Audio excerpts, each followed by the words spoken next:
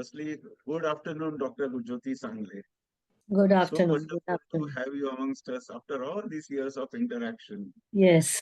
formal, informal, in so many ways. Yeah. So,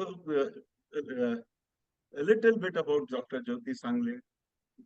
Dr. Jyoti Sangle is a consultant psychiatrist practicing for approximately 25 years in Mumbai.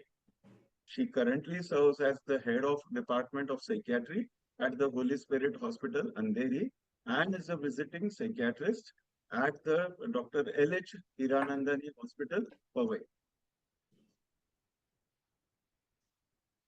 She is also visiting psychiatrist to the prestigious Institute of Technology, that is IIT Mumbai, Bombay, where she gets to closely interact with some of the brightest minds of the country. She is visiting psychiatrist also to SP Jain Institute of Management and Research. She was recognized among the Topmost Mental Health Leaders 2025 at the World Mental Health Congress. A winner of the major Jennings Prize and the coveted National Bhagwat Award for the best research paper, she has publications in national and international psychiatry journals. She has been a regular contributor to newspapers and magazines on various aspects of mental health, and I personally know of how much effort she puts into creating awareness across various social media platforms by sharing very informative capsules of information. I warmly welcome Dr. Jyoti Sangle, an ally of Bipolar India since many years, to this interaction. Thank you, Vijay. And it's a pleasure and an honor to be here. Thank you so much.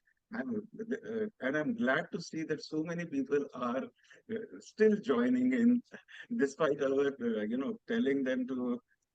I had prompted people to join in a little earlier also, and I'll do so once again also. Just give me a second. Yeah.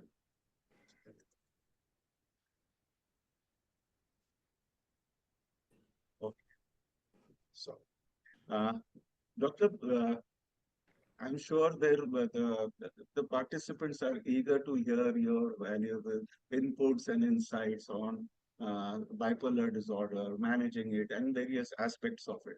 So let's not waste further time and dive straight into this conversation, which even I have been looking forward to since a while. So to begin with, for management of any chronic condition, it helps to understand more about it, right? So could you describe in simple layman terms what is bipolar disorder and what are the subtypes of it?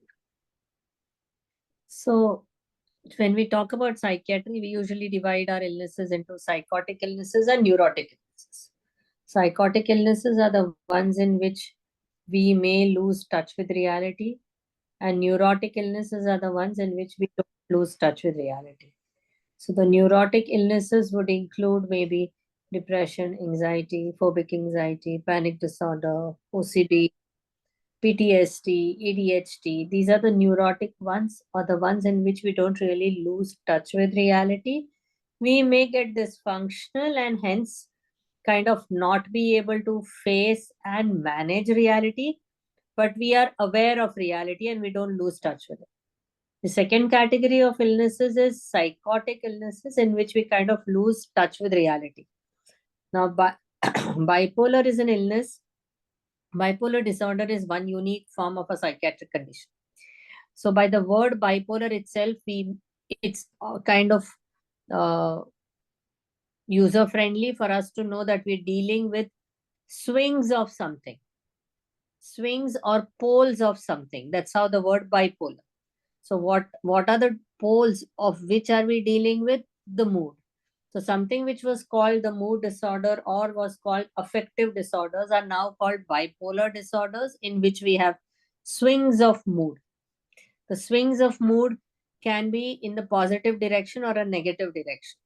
So I think the best way to imagine it is a number line in which we have an x-axis and a y-axis. The x-axis is horizontal and the y-axis is perpendicular. Or that's the way you imagine two lines per a line is where you have mood swings.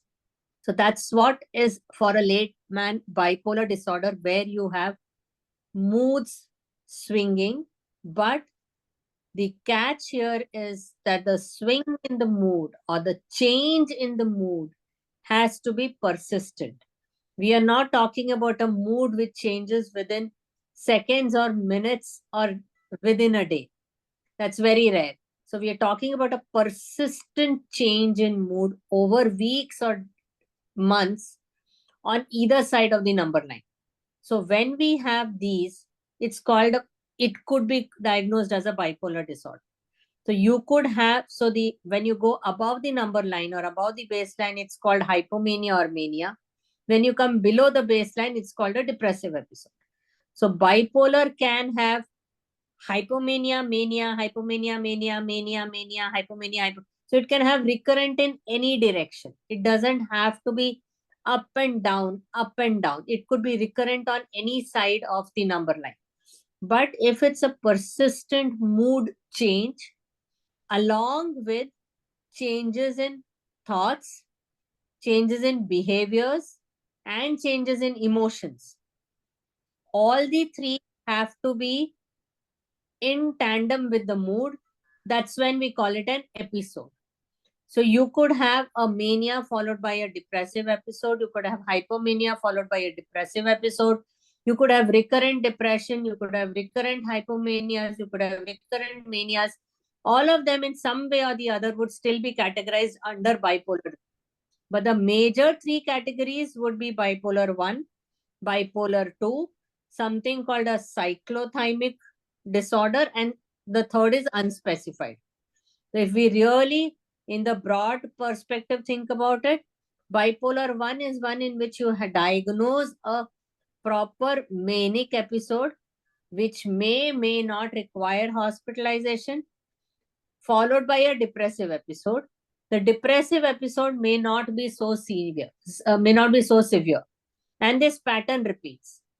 A bipolar 2 would be in which the depressive episodes take more prominence than the hypomanic episodes, and the depressive episodes are more recurrent than the high episodes.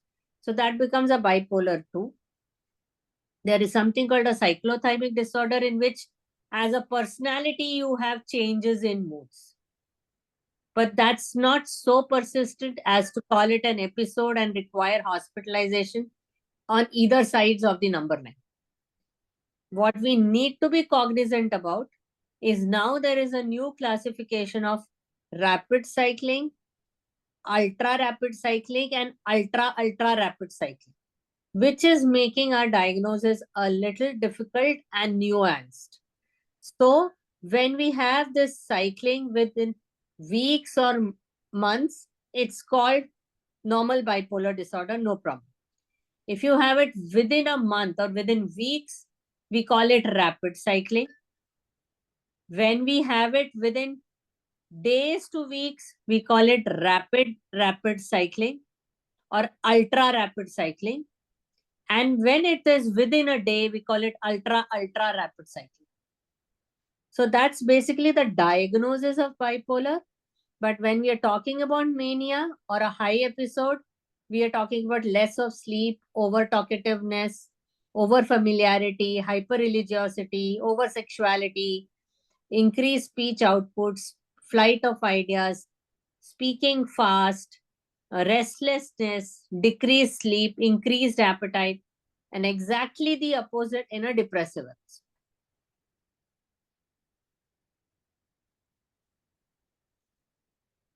I think that's what I would classify a bipolar when I have to diagnose. I think you have elaborated it very, very well.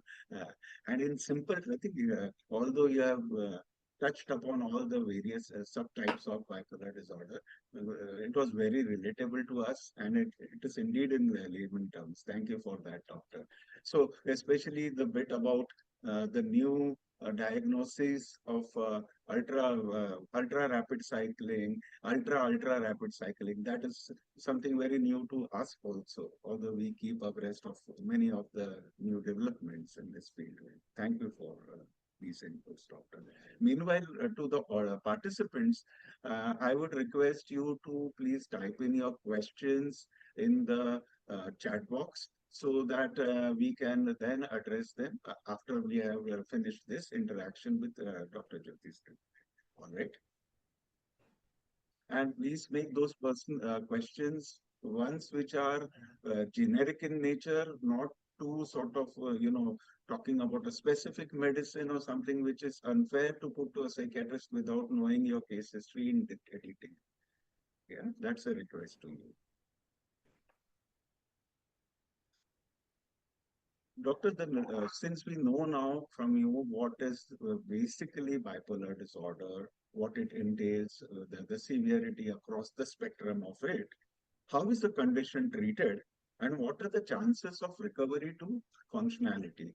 I think this is a question which would bother both the people living with the condition and family carers today. See, the first thing that we need to realize is bipolar disorder, or for that matter, any psychiatric illness, sounds very abstract, sounds very vague, sounds ambiguous. But that's really not true, because the symptoms now with research have been really classified, and we really have a scientific base to diagnose illnesses. And most of them have been proven to have a neuropsychological or neurochemical basis to it. So if I have to compare it and try to give an analogy here, it's like the tuberculosis of the mind, or it's the diabetes of the mind, or it's the hypertension of the mind. So once I've diagnosed, there is a science behind it. So if I know that my BP is high because I'm eating too much of salt, or I know my BP is high because of XYZ reasons, I give the person a molecule to counter the BP. Similarly, out of my A, B, C, D, E neurotransmitters, B is firing a little too much. So I am going to give a medicine which is going to set the B right, but protect the A, C, D, E, F. So bipolar disorder is a neurochemical disorder, and hence the major pillar of treatment of bipolar disorder is psychopharmacology or medicines. And the rest of the treatment modalities which are used are adjuncts to psychopharmacology. In bipolar disorder, pure lifestyle changes or trying to do secondary measures does not solve the problem. This is one of the psychiatric illnesses for which the treatment lies in medicines or psychopharmacology. The medicines, obviously, when we are talking about mood swings, or we are talking of a movement across a baseline on either sides of the graph, then we need something to stop these swings or to stabilize these swings. And hence those medicines are called mood stabilizers. So it doesn't mean that if you're on a mood stabilizer, one does not get an episode. Being on a mood stabilizer, the frequency, the intensity, and the duration of further episodes is reduced. In spite of that, if one gets an episode, in a depressive episode, one uses antidepressants, which is again a medicine. And when one is in a high, one has to use antipsychotics to bring down the high and help the mood stabilizer take over. Whether other things can help? Yes. Can they contribute? Definitely. Can they substitute medicines? No. So while I am under treatment for TB, I have to have a high protein diet. I have to rest. I have to wear a mask if it's pulmonary TB. But can I not take the TB medicines? No. It's the same story. It's the tuberculosis of the mind. Hence, medications is the way to go. This was so necessary to be underlined, doctor. Yeah, that the biological aspect of bipolar disorder cannot be managed with self-management either, right? Just self-management. So now your second part of the question was, how much does a person recover in terms of functionality? Yes. So according to me, if we do the treatment prudently, under supervision, with a lot of support from caregivers and family members, there's a 80% chance that we'll be able to manage our episodes. The episodes to a smaller level may become a part of our life, which we will learn to manage. But will I ever go back to academics? Whether I will ever be able to go back to my profession? Whether I can lead a normal life? 80% of the times, yes. The bottom line being, the medicines can't stop. The bottom line being, regular visits to a psychiatrist cannot stop. The bottom line being, taking care of yourself, self-care, self-preservation cannot stop. Once we have all the pegs in place, there is nothing which can block the wheel from running. I think that is also reassuring to many here. Because we do tend to lose hope because we have been through the struggle for a number of years, and then the people supporting us around, the people around us, our families also tend to lose hope. So to have trust in the process is important. Yeah. Doctor, you already alluded to it that pharmacology remains the base. Okay. Yeah. That approach remains the base to treating bipolar disorder. So we at MHSF, of course, we follow and advocate an evidence-based model to recovery. Yeah. But part of the model is also a strong emphasis to a holistic healing approach. Okay. Yeah. Which includes yoga, therapy, regular exercise, sleep hygiene, a nutritious diet. What are your thoughts on bringing in these elements to support pharmacology and also, of course, psychotherapy? Yeah. Okay. So, Vijay, may I request you to I'd shared a small clipping with you about medicines Sure. and the role. Sure. Is it possible to run that? Definitely, I'll do that.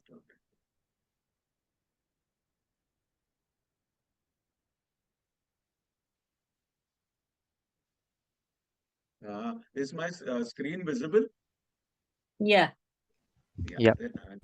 And I hope this लोग करते क्या है, हफ्ता 10 दिन ले लिए, ठीक हो गया, दवाई बंद कर दी, फिर जब सिम्टम्स आए तब ले लिया और बोले डॉक्टर दवाई ने तो फायदा ही नहीं किया। हमारी दवाइयों का लेवल आने में 4 से 6 हफ्ते लगते, उसके बाद हम उसको मेंटेन करते हैं। तो वो टूटी हुई हड्डी के ऊपर आपने गीला प्लास्टर लगाया, उसको सूखने का टाइम दीजिए।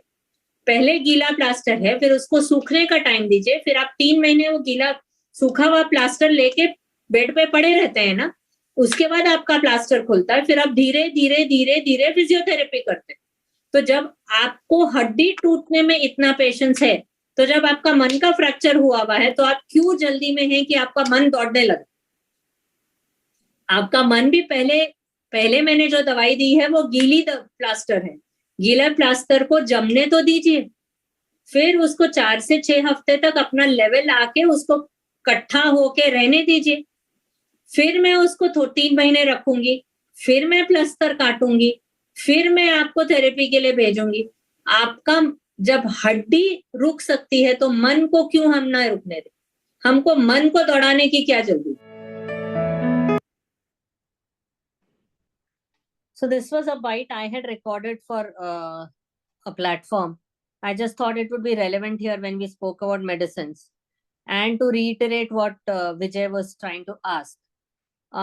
So Vijay, your question also to carry this forward was that do alternative therapy, psychotherapy, sleep hygiene, the other methods, and the other things contribute to recovery. Have I understood it correctly? Absolutely. I mean, of Yeah. course, without neglecting that, the fundamentals of recovery, which Yeah. is Yeah. remains your medicine. Yeah. Yes. So, for any psychiatric issue, the biggest treatment is sleep. So, if even we have an acutely disturbed person and we admit the patient, first thing we do is make the patient sleep for the first 72 hours. So, sleep, anything which helps sleep, sleep hygiene, medicines for sleep, chamomile tea, lavender essence, aromatherapy, night walks, silent walks, dog walking, anything which calms you down at night and helps sleep is more than welcome. The only thing which we dissuade is brisk physical exercise for post 6 p.m. because that kind of activates the neurons, especially when we are in a high. So whether it's swimming or it's a gym or it's cycling or it's basketball or skipping, we usually tell them try to finish it before 6. But anything that helps sleep is more than welcome. Yoga, meditation, day-to-day activities, hobbies, pottery classes, painting, singing, dancing, karaoke, doodling, crochet, anything that makes you feel at peace with yourself is extremely welcome in the process of treatment. Yeah. Of course, when we are doing yoga, it is best to inform the instructor because yoga by itself is a separate science. So if we can inform them that we have been diagnosed with this condition, they will tailor make our yoga program around that.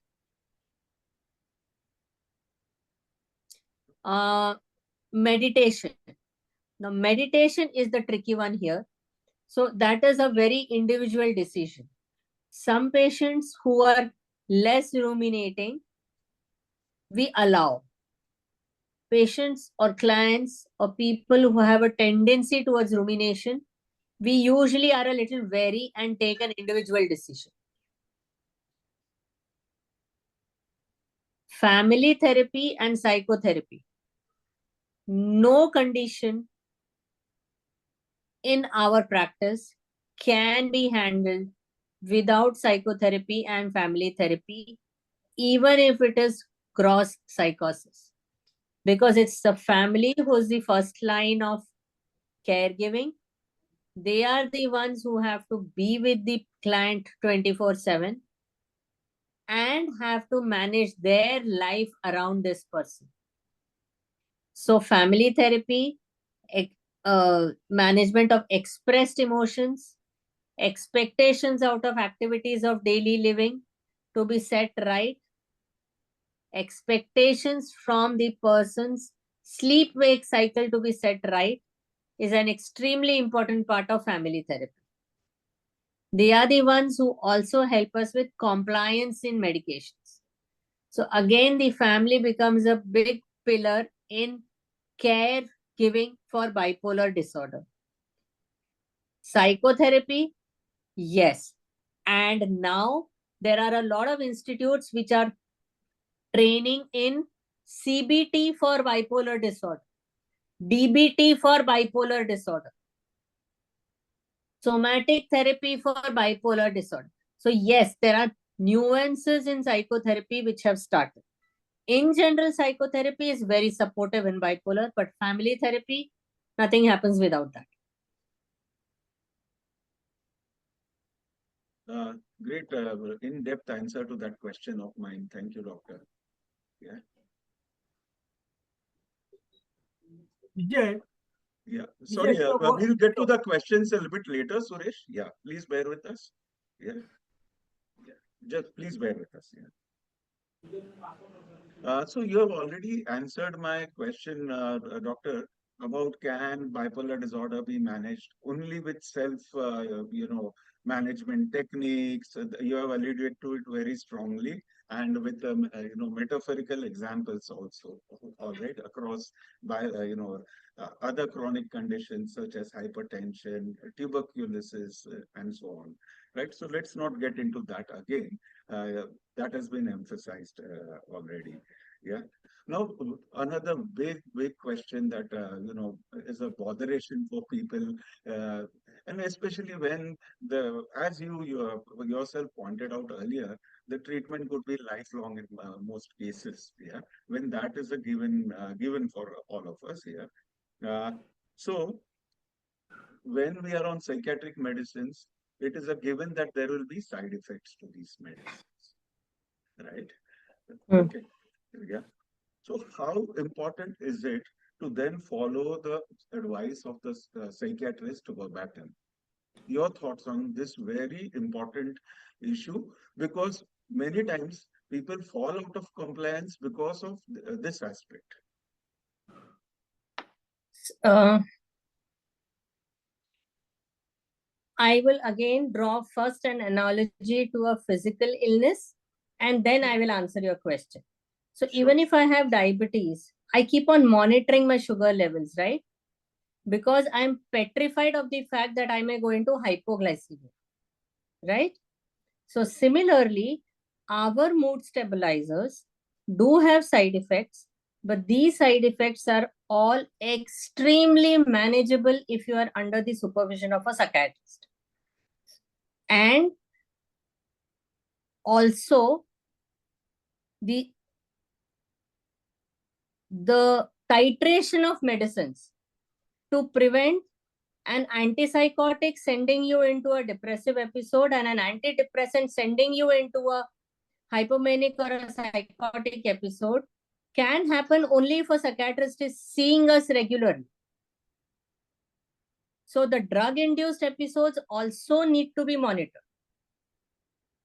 And the mood stabilizers that we deal with, suppose it's lithium, unless we do a lithium level and monitor the side effects of lithium, we are going to land up with one of them without monitoring. So going to a psychiatrist becomes imperative. If I'm talking about valproate as a mood stabilizer, again, my blood levels and my blood needs to be monitored. If I'm dealing with endoxifen as a mood stabilizer, I need monitoring.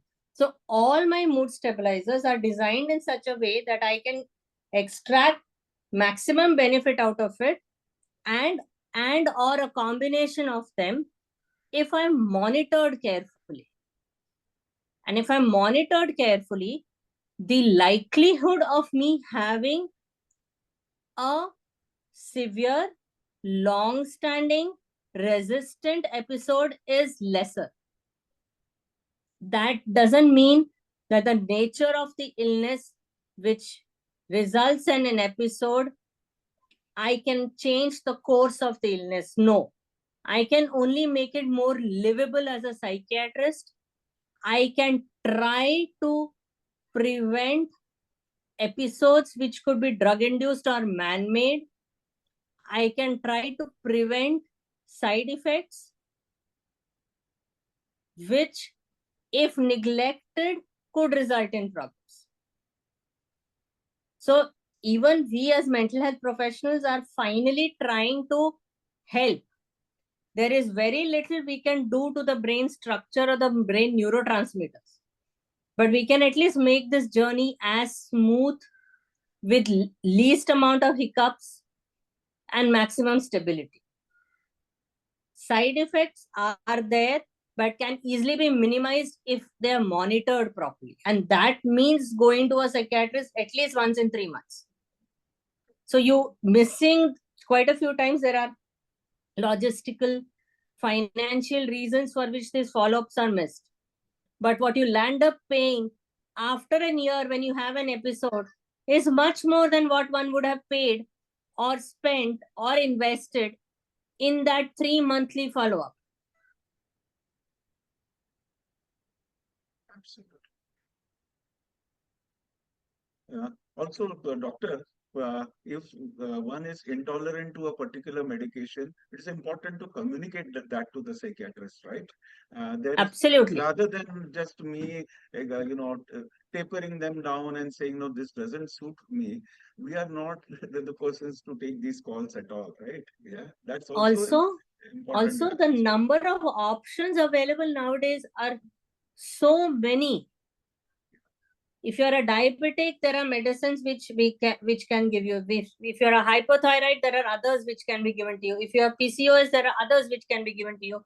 If you're already obese, there are others which can be chosen for you. So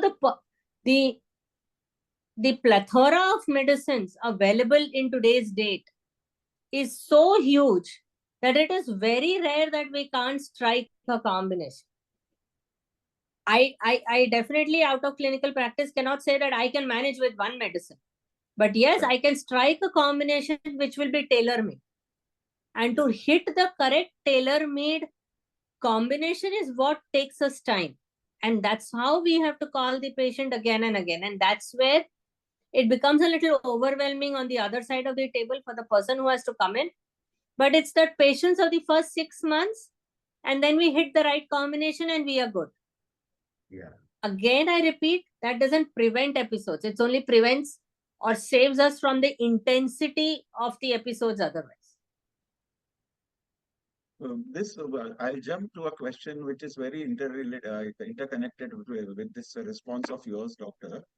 How important is communication between psychiatrist and the client in building trust, in sort of even bringing on table these concerns that I have? Okay, that I'm, the medicine that you have prescribed to me is leading to these side effects. If I'm not able to come to you and discuss this with openness, or if my concerns are brushed aside, there is this strong likelihood that I would be less compliant, doctor. And unfortunately, there are, in the Indian scenario, we do see psychiatrists who allot just 4 or 5 minutes to a client. I'm, of course, talking in a very general, in very general terms, but that causes a lot of harm to the cause, doctor. Yeah, because here I feel uh, the verbal part of it, the communication that happens between the psychiatrist and the client can ensure compliance, and adherence in the long term. Your thoughts on this, doctor? Okay, so psychiatry, psychology, therapy works only on communication. It is true that as a psychiatrist, I prescribe medicines. But if I have to prescribe medicines, I am not prescribing medicines to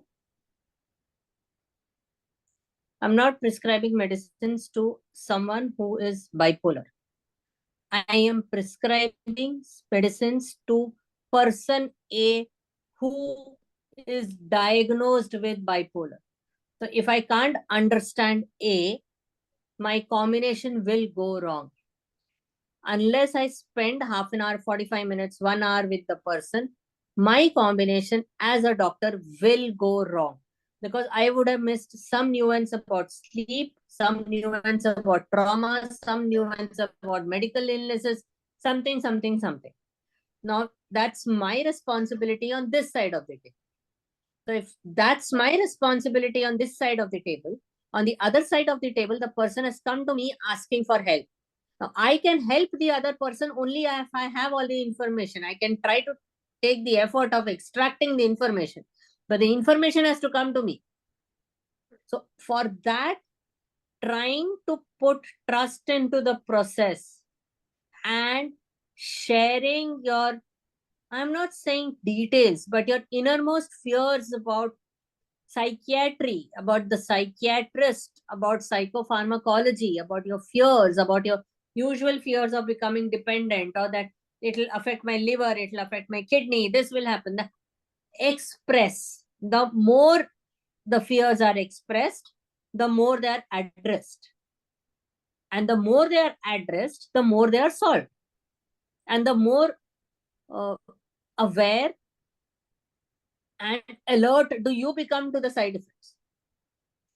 And even as a, suppose I am the patient and Vijay, you are the doctor. If I come and tell you that I cannot take medicines on my own, you will devise a method in which you ensure that medicines are given to me, right? But if I can't come and tell you that I'm helpless and I just can't, I'm so vegetative that I can't get up and take my medicines, how will you help me? I need to give my doctor that piece of information. I have to be able to tell my doctor that I forget my medicines. I have to also be able to tell my doctor that when I take the medicines, I get cold stares from my family members. Kitna din dawai khayegi? It is all in your mind, all those myths. But if I come and tell my doctor that, the doctor can address that in a family meeting, at least attempt. So unless it's a two-way street, you're going to run parallel lanes and get frustrated with the process both ways. And okay, I sitting on this side of the table, let me put it very brutally and bluntly. Patient comes to me, I can write a prescription and send away the patient. I have lost nothing, I have gained nothing. But if I invest, I will help someone. Similarly, the person who is coming to me is the person who is wanting to get treated. So that person needs to tell me everything. How do I help the person otherwise? So both the channels are so vital in building trust and in ensuring long-term compliance. Also, because if I go back from if you were my treating doctor and I went back with a lot of doubts in my mind which are unanswered, I'm sure that also has a role to play in the recovery process, right? Yeah. Yes. Yeah. As you said, communication is at the heart of psychiatry and psychotherapy. And this is something we Absolutely. strongly talk to our community about also, that we need to be very demanding when we Absolutely. choose our mental health professionals. Yeah, isn't it? Yeah.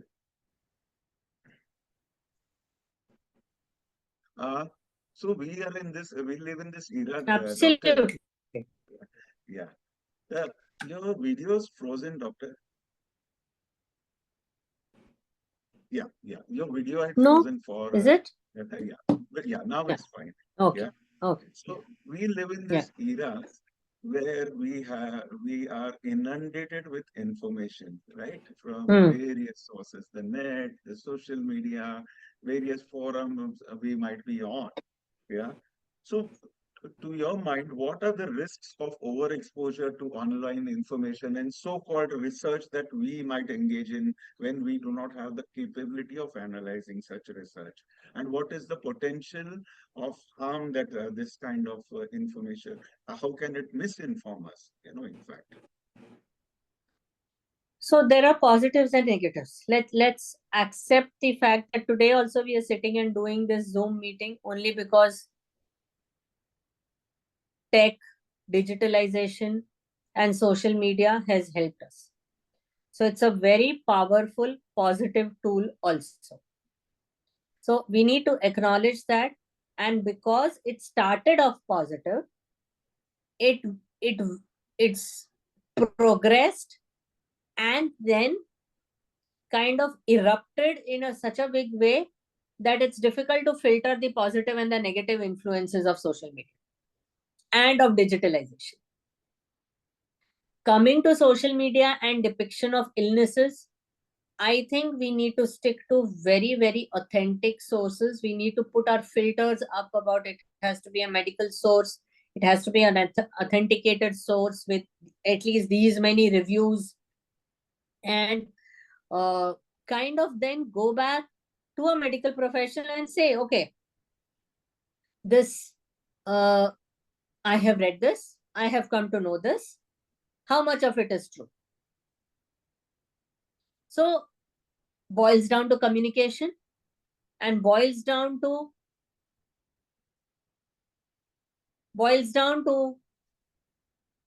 rather than questioning a mental health professional on the basis of what we have read in social media, question the social media first. The information there is half baked. So I like those words of Google Chacha and WhatsApp University which were used. But these are all because all these show the frivolousness and the shallowness of the information we get from there. Yeah. It can definitely alert us to go back and find out whether what we have read holds water or not. But we can't start by believing in it. All the medicines that are prescribed, I encourage my patients, okay, these are your choices. Please go and read up about these. Come back to me with questions. Then we will choose which you like and which you don't like. But ask me the questions. Don't ask Google the questions. Don't ask ChatGPT the questions. Ask me the questions. There is something I would have done extra other than Google Chacha in 3 years of studying those thick books. Hopefully, I can help you a little more than that.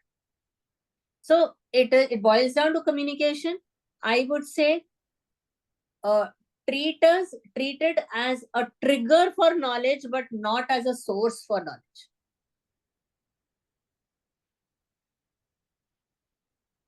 That's how I would look at it. Sure. Thanks so much, Doctor. Another unspoken aspect about managing bipolar disorder, especially in the long run, is some of the potential of comorbid conditions that go hand in hand with bipolar disorder, Doctor. Could you shed some light on those aspects and how important it is to then manage those conditions also, because there can be an interplay on how they in turn affect our moods and so on? I would say it would be a coincidence that we have multiple conditions together. And that's where consultation lies, and psychiatry plays a major role, that we communicate with the physician, we communicate with the gynecologist, we communicate with the endocrinologist, we communicate with the neurologist and try to reach a common ground. Treating all the conditions are equally important, because though I must say that diabetes, BP, thyroid, neurological issues are going to affect my quantity of life, and that I would be more bothered about. But if I have a depressive episode in between, I will not be able to take my diabetes medicines, and my sugars will anyway go haywire. If I have a manic episode, I'm going to be all over the place, and anyway, I'm going to forget my medicines. So if my mental health is not okay, I will not be able to take care of my physical health. And if my physical health is not okay, my mental health medications are going to mess up the whole thing more. So it is a coordination between all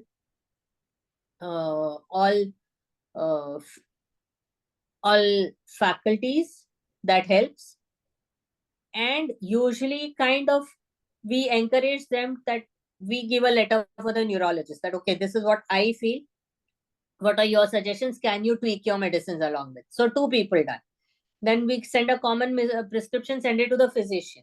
Okay, we have tweaked this much. We are finding the sugars to be high. What can you do about it?